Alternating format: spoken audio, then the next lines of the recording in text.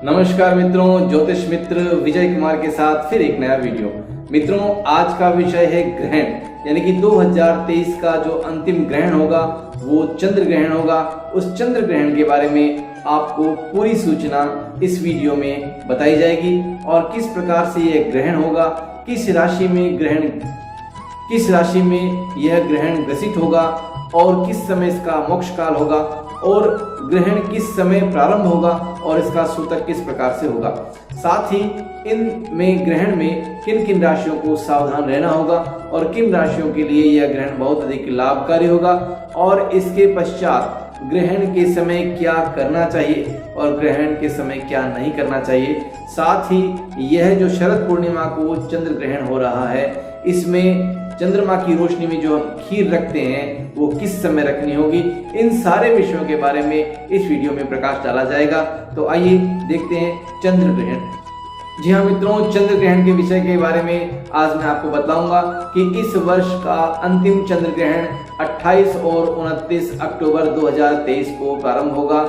यह ग्रहण जो लगेगा वो किस समय लगेगा, तो सर्वप्रथम मैं आपको स्पर्श काल का बताऊंगा कि रात्रि 1:06 यानी भारतीय समय के अनुसार रात्रि 1:06 पर यह ग्रहण प्रारंभ होगा और इसका जो स्पर्श काल है, यानी कि जिस समय ग्रहण प्रारंभ रहेगा 1:06 के पश्चात 2:23 तक यह ग्रहण पूर्ण रहेगा और जब समाप्ति का समय है उसे मोक्ष काल कहा जाता है। तो ये जो समाप्ति का काल है वो रात्रि 2:23 रहेगा।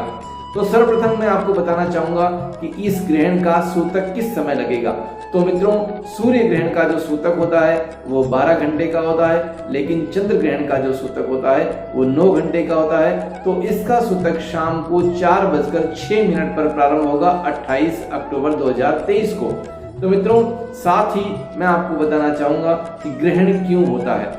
तो ग्रहण जब सूर्य और चंद्रमा के बीच में पृथ्वी आ जाती है तो पृथ्वी की जो छाया है वो चंद्रमा पर पड़ती है और जब पृथ्वी से कोई व्यक्ति देखता है या कोई जनमानस देखता है तो हमें चंद्रमा के ऊपर छाया नजर आती है, तो वह ग्रहण कहलाता है। तो इस ग्रहण में बहुत सारी किंवदंतियां हैं और बहुत सारे शास्त्रार्थ मत हैं। उन सब मतों को मैं आपको बता रहा हूं कि इस ग्रहण काल में, यानी कि रात्रि 1:06 से लेकर 2:23 तक क्या नहीं करना चाहिए और साथ में सूतक का समय जो दोपहर को 4:06 पर प्रारंभ हो रहा है, यानी कि 28 अक्टूबर 2023 को शाम को 4:06 पर सूतक प्रारंभ हो रहा है। इस सूतक के समय आपको क्या नहीं करना चाहिए।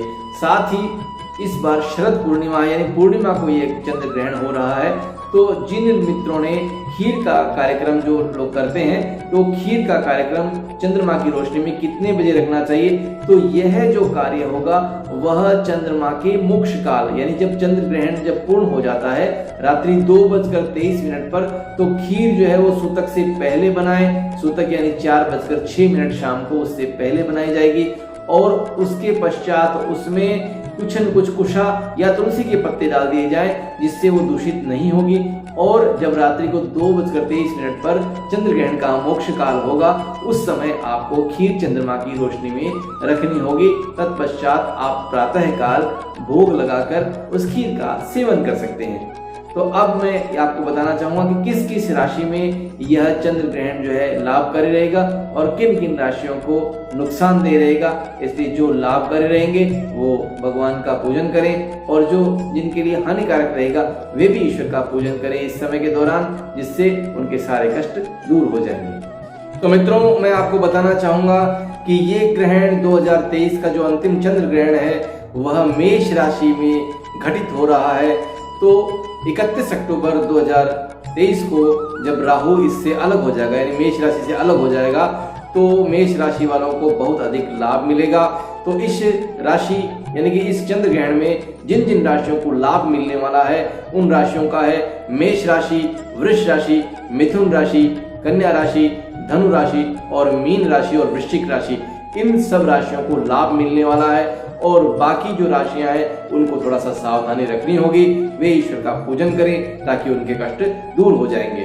साथ ही इस ग्रहण के अंदर जो ग्रहण का समय होता है उसमें क्या नहीं करना चाहिए, सर्वप्रथम मैं आपको बताना चाहूँगा कि गर्भवती स्त्रियां जो हैं उनको सब्जी वगैरह नहीं काटना चाहिए।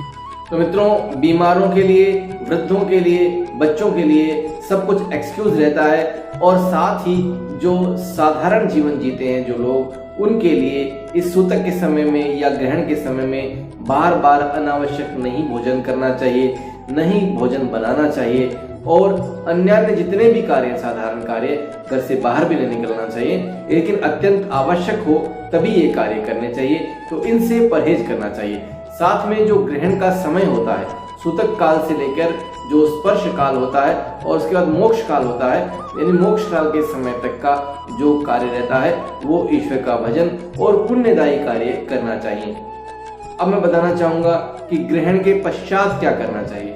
तो ग्रहण के पश्चात कुछ खिचड़ी या जो मिक्स दालें हैं उनका जो है भोग लगाकर मंदिर में या किसी गरीब को दान करना चाहिए। साथ में, क्योंकि संक्रमण होता है ग्रहों के अंदर, इसलिए संक्रमण से जो खिचड़ी का जो रहता है उस प्रकार से सीधा निकाल कर जो है वो मंदिर या जरूरतमंद को दान देना चाहिए, और पुण्य कार्यों से या हवन कार्यों से इसका समापन करना चाहिए।